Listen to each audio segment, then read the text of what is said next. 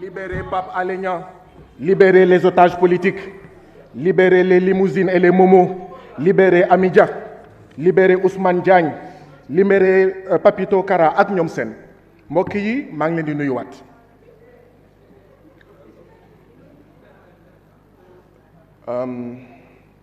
Président Macky Sall bi ñuy wax ne ak yéenewam ak mbaaxaay yéenewam ci atum 2023 mooy jox béykat yi 10 000 semoirs ci 15 000 villages du sax benn semoir par village jox béykat yi 600 charrettu mbaam du sax benn charrettu mbaam ci benn village jox béykat yi 797 mais charrettu fas pour dëkk boo xam ne réew moo xam ne am na 15 000 villages xam ngeen lan moo ko waral parce que président Macky Sall dafay détourner xaalisu Sénégal mu détourner ko pour ñu muy jaamu muy tubaab yi di ko détourner pour moom ay xaritam ak mbokkam. Monsieur le ministre des Finances sa xarit ki la jiitu ci ministère bi dafa def exonération fiscale ku ñuy woowee Idan Perez muy doomu Israël muy multimilliardaire budget bi ñu nar a voté ñu ne béykat day fay l'impôt day fay taxe ouvrier day fay l'impôt fay taxe te ñu ay néew di doole kii nga xam ne multimilliardaire la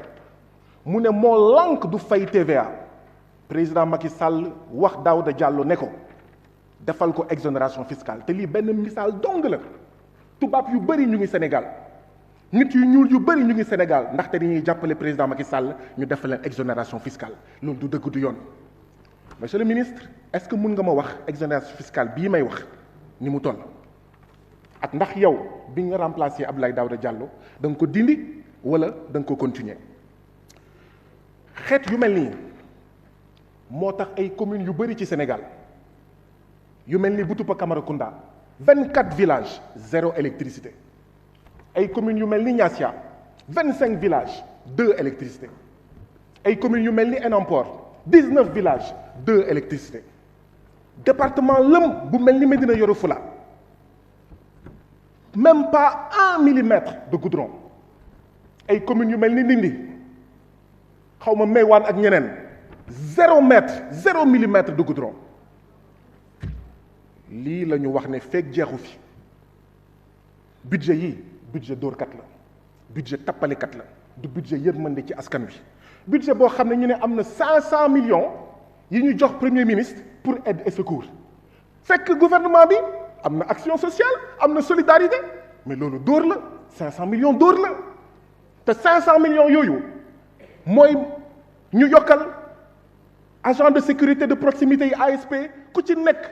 fukki junni ci sa payoor fekk jamono jooju ay auxiliaires de police bu ñuy nelaw ñoom ñoo tax ñu ngi leen di fay 90 000 lii la ñu wax ne moo war a jeex ci Sénégal ma ne du ma voté budget boo xam ne budget tappale la dañuy jël ay militants jox leen HCCT jox leen xawma mais conseil économique social et environnemental budget bii budget bàkkaar la budget musiba la budget copain la budget coquin la. alors monsieur le ministre yaa ngi def ay exonération fiscale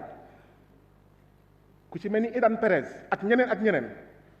jamono jooju Sénégal mu ngi fay bés bu nekk 4,7 milliards ci bor jamono jooju Sénégal mu ngi fay weer bu nekk 141 milliards de bor fekk mu ngi exonéré mu ngi may ba pare naan béykat sàmmkat néew di doole ouvrier fay leen l'impôt loolu du dëgg du yoon du dëgg du yoon fi may daanelee nag mooy yaa ma ko gën a xam monsieur le ministre 2345 milliards ci 6400 milliards mooy bor bi waaw mooy bor bi dafa nekk gàcce waruñu mën a nangu ñuy dem di lebi ay bor fekk ñuy def ay cadeaux fiscaux fekk ñuy jot ay exonération fiscale ay tubaab ak ay nit yu ñuul yoo xam ne ñoo gën a am xaalis foofu téeméeri junni yoon béykat sàmmkat ak ñoom seen lii daal laa amoon